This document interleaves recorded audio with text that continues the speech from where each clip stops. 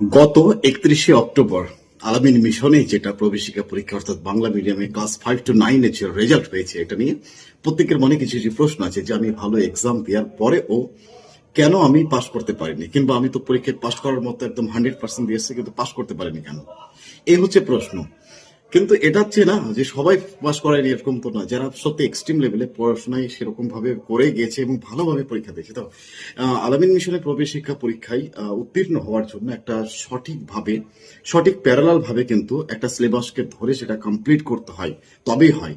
তুমি হয়তো পরীক্ষার সময় দিয়ে এসেছো ভালো, তোমার মনে হচ্ছে তোমার মূল্যায়ন থেকে যে আমার ভালো পরীক্ষা হয়েছে, আমি ভালো নাম্বার পাবো।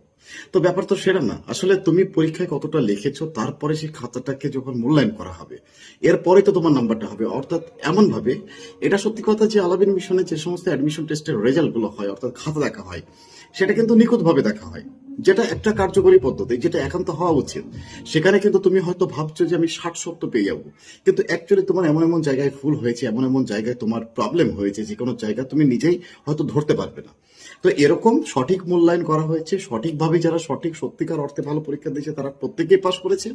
কিন্তু যারা হয়তো ভেবেছে যে আমি ভালো পরীক্ষা দিয়েছি, এরকম হয়েছে, তারপরে কেন পাশ করেনি, তার মানে এটা তুমি স্বীকার করতে হবে তোমাকে যে তোমার তরফ থেকেই গাফিলতি আছে।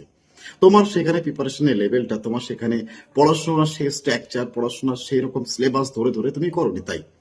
তাই সত্য জিনিসকে অনেক সময় মেনে নিতে হবে। আর আর ব্যাপারটা হচ্ছে কি, যে অনেক ক্যান্ডিডেট এখানে এক্সামের কোয়ালিটি, এক্সাম এবারে প্রশ্নের ধরনটা বেশ মোটামুটি ভাবে খুব হার্ড হয়নি, সেক্ষেত্রে কাট অফটা একটু তো যাবেই, প্লাস হবে একটু, এটাই হলো আসল বিষয়। যে যারা সত্যিকার অর্থে ভালো পরীক্ষা দিয়েছে তারা অবশ্যই পাশ করেছে, আর যারা পাশ করেনি তাদের জন্য একটাই অ্যাডভাইস করবো যে তোমরা এই যে নতুন তোমাদের স্কুলের সেশন শেষ হচ্ছে, সেই সেশনের পরে যখন নতুন বছরে উঠবে তোমরা, ঠিক আছে, নতুন বছরে যখন উঠবে তখন নতুন বছর থেকেই কিন্তু তুমি প্রিপারেশন শুরু করে দাও। কারণ হচ্ছে আলামিন মিশনে অ্যাডমিশন টেস্টে কোয়ালিফাইড হওয়ার জন্য কিন্তু তোমাকে একদিন, দুদিন, 10 দিনে পড়াশোনা করে কিছু হবে না। তোমাকে প্রত্যেকটা সিলেবাস ধরে ধরে প্রত্যেকটা জিনিসকে পুঙ্খানুপুঙ্খ ভাবে তোমাকে বিশ্লেষণ করতে হবে। তবে তুমি আলামিন মিশনে কিন্তু সেরকম লেভেলে নিখুঁত ভাবে পরীক্ষা দিয়ে ভালো নাম্বার নিয়ে তুমি কিন্তু কোয়ালিফাইড হবে। তাই পড়াশোনার লেভেলটাকে পরের বছর থেকে আবার পুনরায় চেষ্টা করো এবং পড়াশোনার লেভেলটা, স্ট্রাকচারটা সেভাবে তৈরি করো, সিলেবাস ধরে ধরে লজিক্যাল ভাবে এবং প্র্যাকটিস সহকারে সেই জিনিসগুলোকে পুঙ্খানুপুঙ্খ ভাবে পড়ার চেষ্টা করো। অবশ্যই আশা করছি প্রত্যেকের কাজে লাগবে এই জিনিসটি।